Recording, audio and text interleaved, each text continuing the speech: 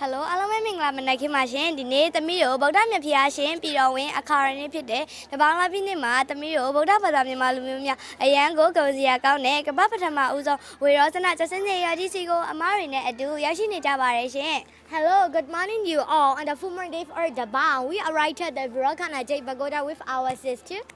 ဒီနေ့မှာသမီးတို့တန်ကတော့အပား100ကျော်နဲ့ဒီလက်ရှင်အပား900ကျော်တန်ကဌာနဆွမ်းလောင်းလူပွဲကျင်းပကြပါရရှင်သမီးတို့လည်းပါဝင်ကုသိုလ်ပြုခဲ့ကြပါတယ်အရန်ကိုပျော်စရာကောင်းတဲ့နေ့ထူးနေ့မြတ်ဖြစ်ပါတယ်ရှင် It celebrated a full offering ceremony for about 100 mass and 500 mass. We took part in Mary. It's so much fun. Today is a great day. အခုသမီးတို့ဒီဇေယျမြတ်ကြီးရဲ့ဘွဲတော်နဲ့အတိတ်ပဲဒီနေရာဒီထားခြင်းရွယ်ချက်ဒီထားတဲ့ခုနဲ့ဇေယျမြတ်ကြီးရဲ့အတိုင်းအတာနဲ့ဇေယျမြတ်ကြီးရဲ့ပုံသဏ္ဍာန်တွေကိုပြပြကြမှာပါရှင် So we would like to tell about title of Pagoda, location of Pagoda, goals, year of construction, further figures of Pagoda, the structure of Pagoda. Title of Pagoda. ဘွဲတော်နဲ့အတိတ်ပဲရွှေသူဝဆရာတော်ကြီးအကမဟာပဏိတအကမဟာတတ္တမဇောရိကဒဇဗရဏတိတ်တိယအရှင်မြတ်ကဒီကြောက်စင်းစေရောကြီးကိုဝေရောစနတစင်းစေရောကြီးလို့ဘွဲတော်ဆက်ကပ်ထားပါတယ်ရှင် Finish the work, Sarah. Aga Mahapanita, Aga Mahasadama, Jorika, the Ja, Barana Setia, confide the title, Birokana Chai Pagoda. ဒီဝေရောစနတစင်းစေရောကြီးကိုမြန်မာနိုင်ငံသူနိုင်ငံသားကဘာသူကဘာသားများနဲ့ပူဇော်သူအားလုံးကြက်တိုင်မင်္ဂလာပေါင်းနဲ့ပြည့်စုံပြီးအေးချမ်းသာရမှုကိုခံစားနိုင်ကြစေရန်ဤမှန်တည်ထားခဲ့တာပါရှင် It was built in donation in dedication for bringing peace, auspiciousness to the sizes of Myanmar as well as to the sizes of the world. ဘွဲတော်အရာဒီဝေရောစနတစင်းစေရောကြီးကိုကိုယ်ခန့်ရှိခဲ့သူအပေါင်းအရာရာတို့တက်ချင်းတောက်ပချင်းထွန်းတောက်ချင်းကုန်ကြီးချော်ကြခြင်းချမ်းသာကြွားခြင်းဘေးနေရကိရှင်ချင်းလိုင်းတိုင်းပြည်စုံခြင်းစားတဲ့ကုန်ကျေးဇူးတွေရရှိမှာပါရှင် The title of Pagoda is like bringing progress, brightness, prominence, fame, wealth, safety, security, fulfillment of voices to all every devotee.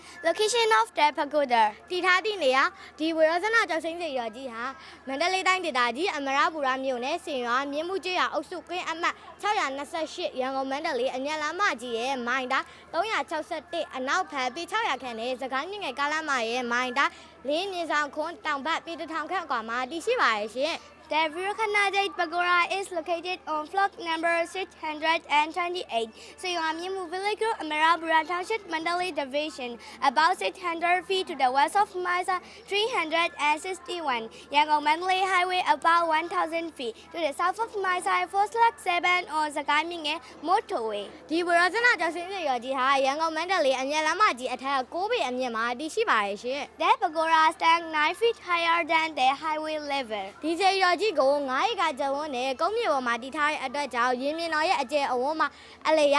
133ပေ6လက်မအနက်133ပေ6လက်မအကျယ်ဝန်းပါရဲ့ရှင် The freezing top pagoda is 5 acres. Platform is 133 feet in, 6 inches long, 133 feet in, 6 inches wide. ဒီကျောက်စိမ်းစေရောကြီးကိုကျောက်စိမ်းရနာအေးအသွေးစီစစ်ကြည့်ကြဲကော်မတီတန်ဖိုးဖျောက်ဖွဲ့ကစေရောကိုကတ်လူထားတဲ့ကျောက်စိမ်းရနာများရဲ့တန်ဖိုးကိုစက်သိန်းမှာ334သိန်းကျော်သတ်မှတ်ထားပါရဲ့ရှင် The total value of jade stone usually over embedded in Israel in the pagoda is over 334 billion, according to the Jade Quality Assurance Accreditation Company. ဒီဝရဇနာကျောက်စိမ်းစေရောကြီးကို2012ခုနှစ်ဒီဇင်ဘာလ20ရက်နေ့မှာအေးခိုင်ကျောက်စိမ်းကော်မတီမှာအလူရှိဦးစိုးနိုင်ဒေါ်အေးခိုင်ကစတင်လူရန်တည်ထားခဲ့ပါတယ်ဒီဝရဇနာကျောက်စိမ်းစေရောကြီးရဲ့တက်တန်းကတော့12နှစ်ရှိလို့နေပါပြီရှင် On 20 December 2012, the construction was started by donors Usonai, Doekai from Ekai Jade Company. It is 12 years old. Further figures of Pagoda ကျေးရောမြကြီးရဲ့အတိုင်းအတာဒီဝေရောစနတစင်းစေရောကြီးဟာအထီတော့မပါပဲညတော်အမြင့်85ပေ6လက်မှလုံပတ်တော်186ပေရှိပါတယ်ရှင် The pagoda is 75 feet 6 inches height. Fina executed the measurement the circumference being 176 feet. ပန်းနေကောင်ရဲ့အလျားကတော့52ပေ6လက်မှအနံ52ပေ6လက်မှအမြင့်12ပေရှိပါတယ်ရှင် The platform of the pagoda is 52 feet 6 inches long, 52 feet 6 inches wide, 12 feet high. ထီတော်အမြင့်ကတော့9ပေငပြောဘူးအမြင့်ကတော့10ပေ6လက်မှရှိပါတယ်ရှင် The final is 7 feet in height. The banana back being 8 feet 6 inches in length. ပန်းနေကောင်အတွေ့ရှိမဟုတ်လေးမုံမှာပူဇော်ထားရှိရဲ့ကျောက်စိမ်းရောက်ပွားတော်များမှာ33လက်မှရှိပါတယ်ရှင် For J Buddha image are Ishvara, for Ashro, each Buddha image is 31 inches in height. တောင်ဘက်မအုပ်ရှိရုပ်ပွားတော်က49လက်မခွဲမြောက်ဘက်မအုပ်ရှိညံတော်က50လက်မခွဲအတီးတီးရှိကြပါတယ် The Jade Buddha image at the southern archway is 49, 1/2 inches in height. The image at the northern archway is 50, 1/2 inches in height. အခုတမီပြောပြမှာတော့ဒီဝေရောစနာကြောက်စိမ့်စေရောကြီးရဲ့တည်ထားတဲ့ပုံမှန်တဲ့အကြောင်းပဲဖြစ်ပါရဲ့ရှင် Now I would like to tell about the structure of the Virokana Jade Pakora. ဒီဝေရောစနာကြောက်စိမ့်စေရောကြီးကိုမိုးဦးလေးမိုးလေကားလေးဘက်မကန်တရကင်းများစိန်အောင်များနဲ့ဈေးရောတဆူလုံးကိုကြောက်စိမ့်မြမှာမှုအမှုပညာလဲရများနဲ့ဖန်တီးပေါင်းဆက်တည်ထားတာဖြစ်ပါရဲ့ရှင် The structure of the Pakora is composed of 4 stairways, magan volutes and rows of traditional decorative, uprightly patterned in design and style of Myanmar traditional jade craftsmanship. မြန်မာမှုလဲရပိုင်းအတွက်အေးခိုင်ကြောင်မြတ်ကုမ္ပဏီမှာကြောက်စိမ့်မြန်မာမှုပညာရှင်များကတာဝန်ယူဆောင်ရွက်ခဲ့ပါရဲ့ရှင် The Myanmar traditional jade was a jade craftsmanship were undertaken by the experts of A. Khai Jade Company. ဒီစေရော်ရင်နှစ်လက်မပတ်လဲအရွယ်စားရှိတဲ့ကြောက်စိမ့်စင်းလူတော်ပေါင်း3000ကိုကက်လူပူဇော်ထားပါရဲ့ရှင်30,000 jade Pura images released of 2 into 2 inches in size are embedded on all the surface of the Pakora. ချာပြင်စေရောမိုးလေးမုတ်ရှိတကယ်ဥယျာဉ်ခေါ်ဥကင်တော်ဥယျာဉ်တို့ရှိဒုယျာဉ်ဗိမှန်တွင်မြပုဒ္ဓဤဖွားတော်မူခံပွင့်တော်မူခံဓမ္မစကြာတရားဟုဟောတော်မူခံပြိဋိနိဗ္ဗာန်ဆံတော်မူခံရုပ်ပုံတော်မြတ်များစေရောပတ်ပတ်လည်မှာပါရမီတော်10ပါးကြောက်စိမ့်စလုံးများပန်းတင်ကုံနေရန်အထက်မှာအောင်ချင်း8ပါးအောင်တော်မူခံများစတော်ဤ10ပွဲအစရှိတဲ့ကြောက်စိမ့်ပကြီးကားတော်များကိုထည့်သွင်းပူဇော်ထားပါရဲ့ရှင် On the Takekaran, 4 archways of the Pakoras are adorned with jade reliefs. The birthfall of Buddha, the enlightenment of the Buddha delivery, the first sermon Dhammacakka, the Buddha entering the Nirvana, the 10 kinds of fulfillment for the attainment of the Buddha displayed. On the Philip, jade depicting the 8 great conquest of the Buddha, the 10 Jakatas. ဒီဝေရောစနာကြောက်စိမ့်စေရောကြီးရဲ့အရှိဘအထက်ပြည့်စံတွေမှာကြောက်စိမ့်စင်းတို့တော်တစုပထမဒုတိယတတိယပြည့်စံတွေမှာဘော်ဒီညောင်ပင်ဘူမိဖတ်သားမှု drive ပွားတော့ဇာနာမှု drive ပွားတော့တန်တီတာမှု drive ပွားတော့အပယမှု drive ပွားတော့စီဝရဟတမှု drive ပွားတော့မုတ်လေးမုတ်တခဲဝဲအားတို့မှာမဘော်ဒီညောင်ပင်ကြောက်စိမ့်ရုပ်ပုံတို့ကိုပူဇော်ထားပါရဲ့ရှင်On the above platform of the Pakora to the east is placed a jade Pura image. On the first, second, and third Pakora platform, jade reliefs of sacred poetry. Bhumifasa Mudra, Chaya Mudra, Santita Mudra, Abhaya Mudra, Sivarahata Mudra, and on the left and right side of the bedrock of the full archway, the jade reliefs of sacred poetry. ညခါများမှာဆိုရင်ဒီဝေရောစနာကြောက်စိမ့်စေတော်ကြီးမှာကက်လူပူဇော်ထားတဲ့တရားတတ်တော်များရောင်းတော့ကိုယူနေရကိုမကြာခဏတွေ့မြင်ရတတ်ပါရဲ့ရှင် The reliefs were found in radiance at night ဒါဟာမြတ်စွာဘုရားရှင်ရဲ့တကူတော်အရာဖြစ်လို့ဒီဝေရောစနာကြောက်စိမ့်စေတော်ကြီးဟာထူးခြားအံ့ဩဖွယ်ရာများကအာရှလိုက်တင်တာမကပဲကမ္ဘာအနှံ့ကိုပါထင်ရှားကြော်ကြားစေပါရဲ့ရှင် The Virokana Jade Pakora is noted in Asia as well as in the world as one of the wonders of Buddhahood. အခုကျွန်မပြောပြမှာတော့ဒီဝေရောစနာကြောက်စိမ့်စီတော်ကြီးဒီထားအချင်းရွယ်ချက်ကိုပြောပြမှာပါရှင် Now I would like to tell about ghosts of the Virokana Jade Pakora ကဘာပေါ်မှာဘာသာပေါင်းစုံရှိတဲ့နဲ့ကျမတို့ရဲ့ဗုဒ္ဓဘာသာဟာအခိုင်အမာဆုံးနဲ့အမွေအနှစ်ဆုံးဖြစ်တယ်လို့ကဘာဘာသာပေါင်းစုံညီလာခံမှာဆုံးဖြတ်ကြပါတယ်ရှင်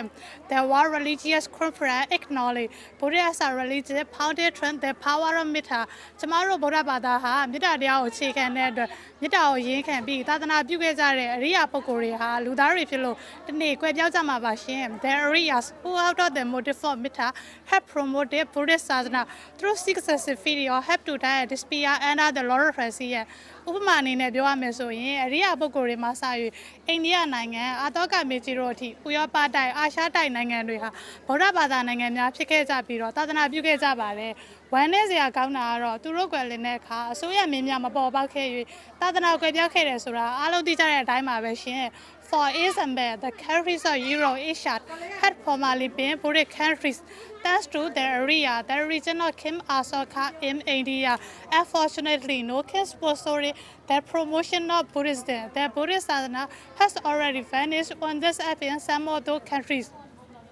Lady ဆရာတော်ဘုရားကြီးမဟာစီဆရာတော်ဘုရားကြီးမိုးကုတ်ဆရာတော်ဘုရားကြီးတို့မရှိကြတော့ပါဘူးရှင်ယနေ့ဆိုရင်ကဘာအနှံ့ကိုသာသနာပြုလျက်ရှိတယ်တိရကုဆရာတော်လိုပုဂ္ဂိုလ်မျိုးမပေါ်ပေါက်ခဲ့ရင်နောက်ထပ်သာသနာပြုဖို့ယဟန်တန်ဃာတော်များပေါ်ပေါက်ဖို့ခဲရလာပါတယ်ရှင် Wine the Ribia ဆရာတော် like Devin Lady ဆရာတော် They've been Mahasi Siara, they've been Moko Siara, have already fast way. It's only once in a blue moon to have a Ribia Siara like the Vesiraku Siara, who has been making an aware for the favorization promotion, not the Buddhist Sasana throughout the world. Daja, Dikababa, Urabada Yawa, below to let up our Salalosa Mesurechaku, tomorrow Alo, Lilin and Sizayaba machine. So each time we all seriously consider about how to continue flourishing the resort the Buddhist Sadhana over this world. Show it to Nina, Dilo, Borata, Sao, Zeri Batori, Michiga Jay, Tama Pobiakel, Sierra Jiri, Michiga Jay, tomorrow Nina, Latriba, Tauta, Bunai, Malaysia. In terms of the religious outfit, if they have existed, no, Buddhist religious faith is Fakura, one of the Ribia Siar, has entered the Lord of Rasia, what could have survived to start a process Buddhism that are prosper here in this land.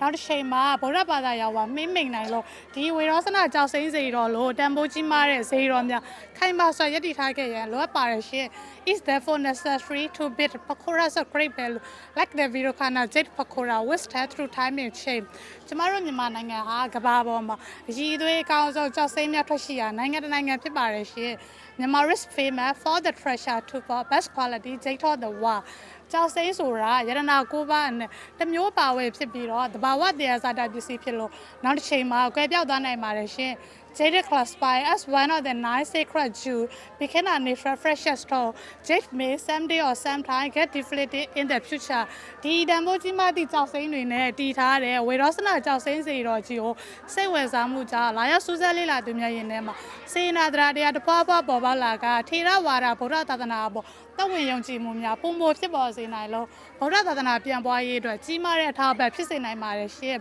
Visitor from local and abroad feel visit this Pakora East Hall where we introduce Theravada Buddhism and other contribute toward the promotion of the Buddhist Sasana.